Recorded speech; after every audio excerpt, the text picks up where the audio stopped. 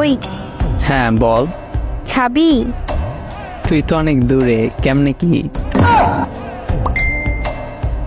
বিকাশ number দে, পাঠিয়ে দিতেছি। কোন খাবারের কথা বলতেছো? নাইস। বিকাশে কেমনে? আরে আজ আম্মু গরুর দুধ জাল দিচ্ছে, আমি তো খাই না, তাই তোরে টাকা পাঠাইতেছে, তুই কিনে খাবি। ও, তুই গরুর দুধের কথা বলছো? কেন? আমি আরো ভাবছি কিছু না।